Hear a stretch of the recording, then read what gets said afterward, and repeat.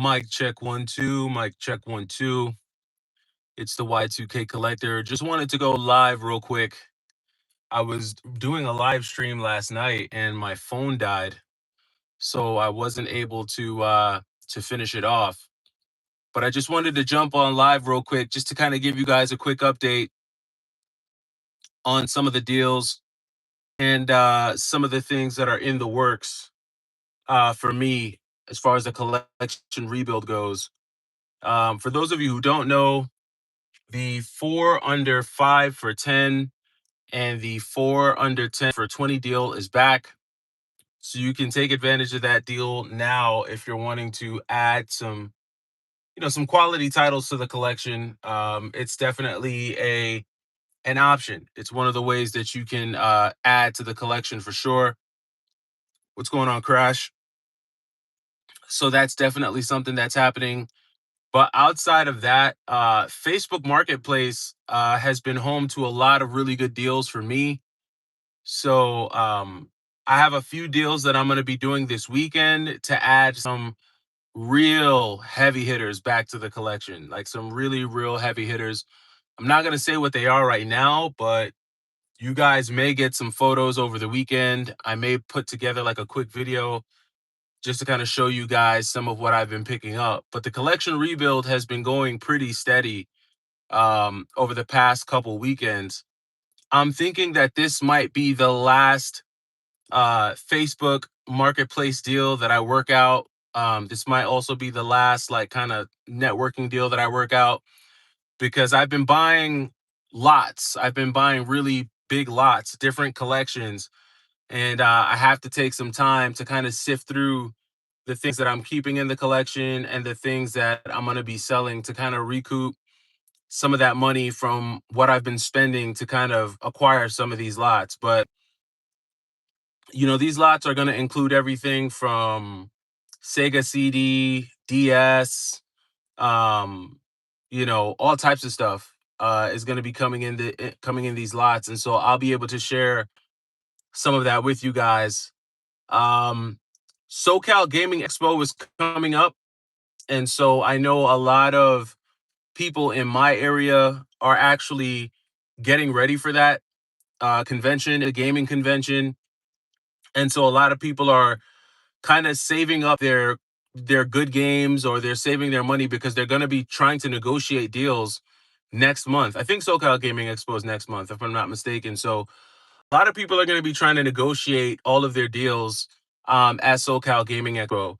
And me, I'm just trying to get ahead of that curve. I posted the other night that I'm thinking about going to the SoCal Gaming Expo, but I just don't know if I'm going to have the time to be able to go there. So I'm trying to see if I can get to all the games that I want before that convention happens, because I know a lot of games are going to be traded and sold, and I'll probably miss out on an opportunity to get a lot of stuff. And then, of course, all of the big name YouTubers are probably going to get there first, and they're going to snag up all the games that most people would want at a discount. So I know if I'm looking for anything rare, if I'm looking for anything like valuable or anything like that, I kind of have to beat them to the punch because they're going to be snagging everything up. Luckily for me, the stuff that I'm collecting isn't the stuff that I think resellers are really like aiming for. They typically aim for all of the Nintendo stuff, the SPs, they aim for all the Pokemon and all that type of stuff. Me, I'm kind of going more towards Sega. I aim for the Sega stuff. I'm aiming for original Xbox stuff, PlayStation 2. Even though PlayStation 2 is also kind of hot right now, um, I know a few guys that are kind of shoring up their PlayStation 2 inventory. Deflex One, what's going on? I just picked up the Fable: The Lost Chapter as well. I'd rather play this one instead of the remake. Yeah, this was 250. Well, 240 to be exact. Because GameStop is doing the 4 under 5 for $10. So 4 games for $10, you can't beat it. 250 a game is cool. Um yeah, so definitely RJC Media will be there. I'm not sure who that. Oh no, I think I know who that is. Is that the dude that's always with Easy Gamers? I think that's the dude that's usually with Easy Gamers. I know Easy. I don't really know that dude. So yeah, I don't really have much to say about him. I'm debating on getting a CIB Zelda Link to the Past for SNES. Do it. Do it. I mean, Link to the Past is classic. I prefer the alternate label for Link to the Past, the more colorful one versus the gold one. I just like that one better. I think it's cheaper too, actually. Um, but yeah, so I've actually been in communication with Easy Gamers. I know he's gonna be there. I know he's kind of getting his, all of his inventory ready for the SoCal Gaming Expo. So I know Easy's gonna be there.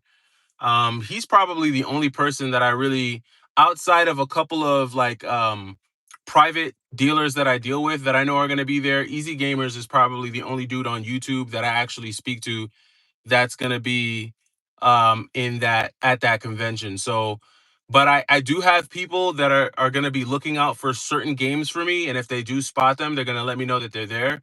And if they do see some of these games that I'm looking for, I may sneak in, buy those games, and leave immediately. So I'm gonna try to see if I could do that. Deflex one. So you kept nothing from your old collection? Pretty much. Pretty much everything from my old collection was gone. I mean, all the way down to my CRT TV.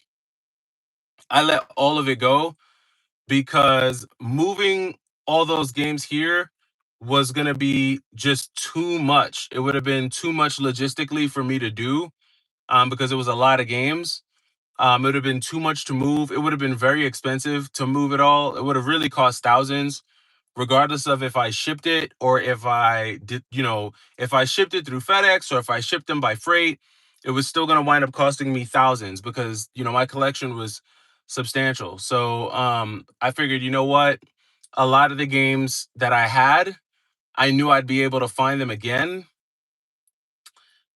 which I already have. I've already found a lot of the really rare games that I had, including games like Burning Rangers, um, certain Sega CD games, which I'll share tomorrow, um, DS games, PlayStation 1 games, Dreamcast games. There's a lot of games that I've been able to get back into the collection, and surprisingly enough, I've gotten them back at cheaper prices than I originally paid for them. To be honest with you, I've been able to get them for cheaper.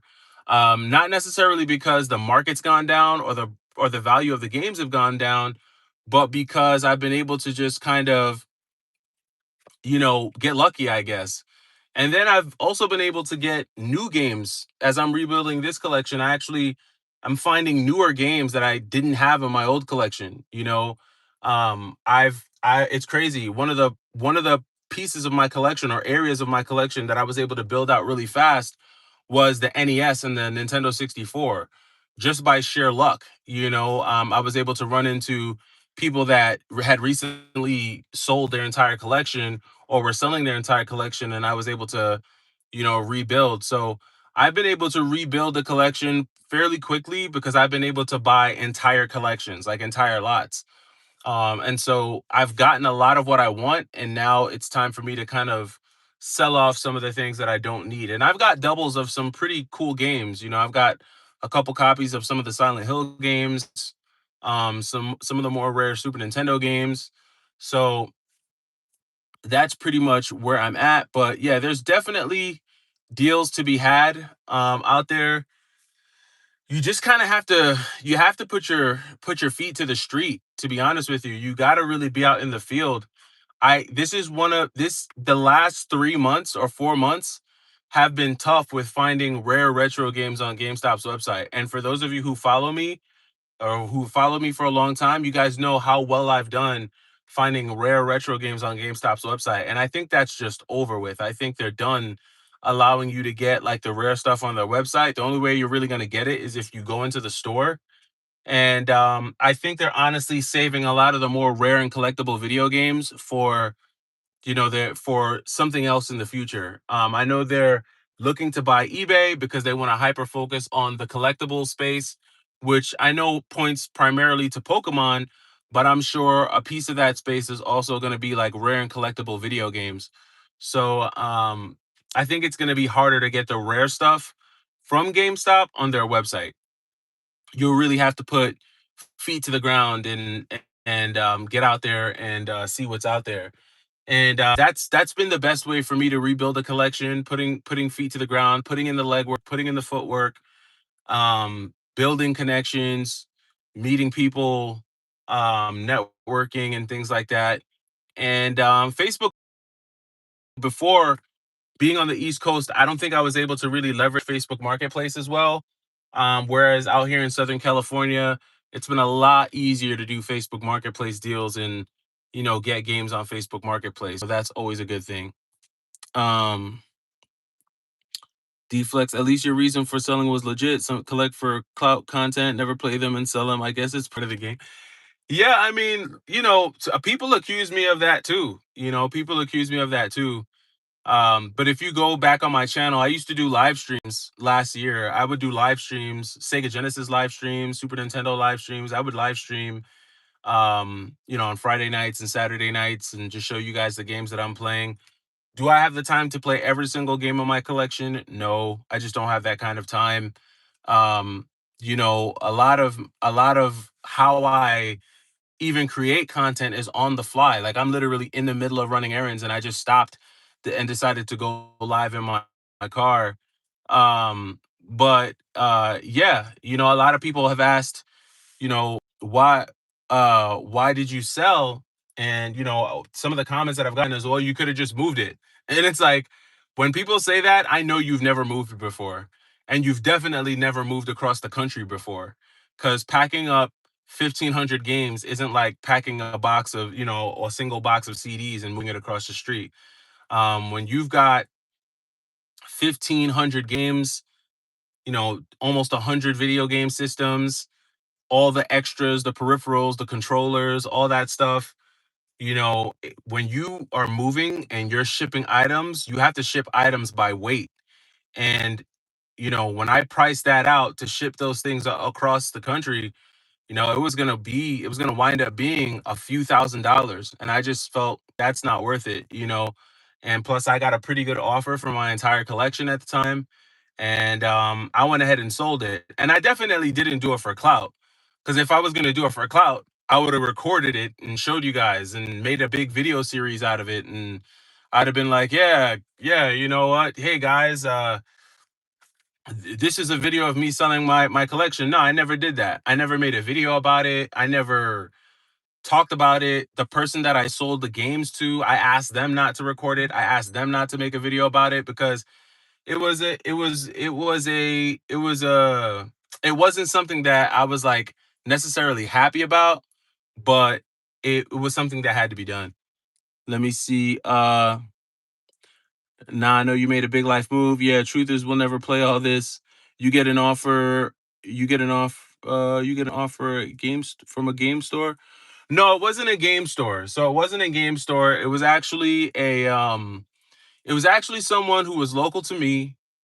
They are a I think they're a collector, but they're mainly a reseller. And when I spoke to them, they kind of just explained to me, their grind, their hustle, what they were trying to do.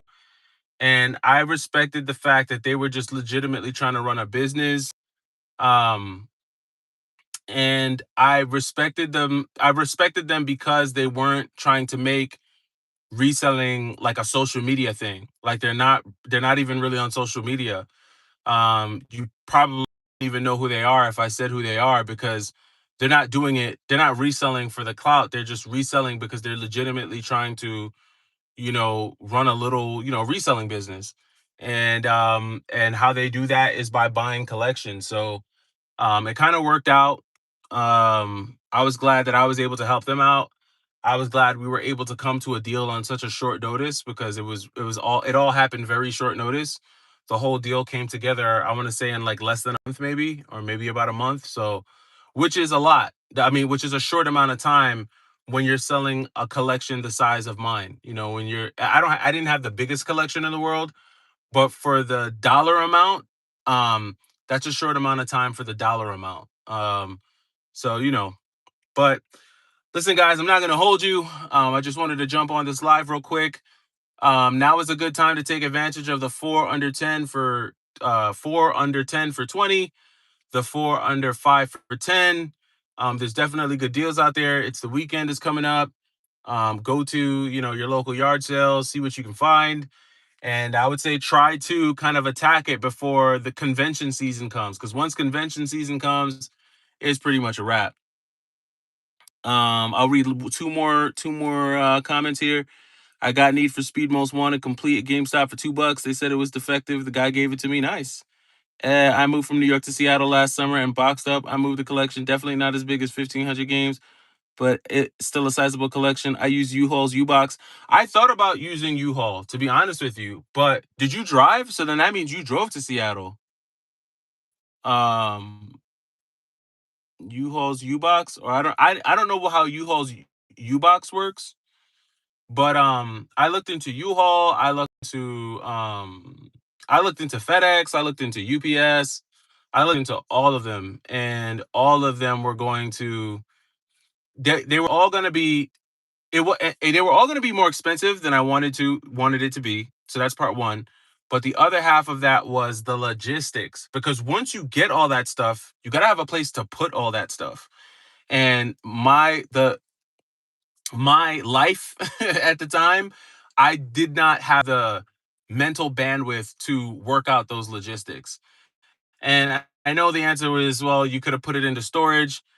Again, logistics didn't wasn't something that I wanted to deal with. Didn't want to have to be going back and forth to storage. Didn't want to have to deal with it. And it's actually been a lot more fun rebuilding out here. I think it's a little bit more fun because um I do very little online purchasing out here. Like I don't I don't do a lot. I don't do nearly as much online purchasing as I did in New York. A lot of my deals are in person, meeting people face to face, you know, building relationships, getting to know the gaming community out here. And that to me is just fun, because while I'm there and we're doing the deal, we're sharing stories, we're talking about the games. It's been a very cool way of rebuilding that is the polar opposite of how I built the majority of my collection the first time, because I added a lot of games to my collection during COVID and during the pandemic and during the lockdown. And because we were all in lockdown, you had to do things online. So this has definitely been a fun experience. Um, Let me just grab some. Let me see here. No, they drove it and I flew. Oh, okay. Oh, they drove it for you. Oh, that's actually pretty dope. Damn, I didn't know they could do that. These are just things and we'll get carried away. So it's probably good for you. I did that with sneakers. Oh, don't get me started with sneakers. Sneakers is worse. I used to travel a lot as a kid with my GameCube and GBA collection. It was exhausting. Kids got it good with Switch these days. This is true. This is true. Absolutely understand the mental bandwidth and super happy to see your new collecting journey. And Callie, yes, my brother. Look, that does it, guys. You guys have a great weekend. I will catch you on the next one. So Y2K Collector, you guys take it easy.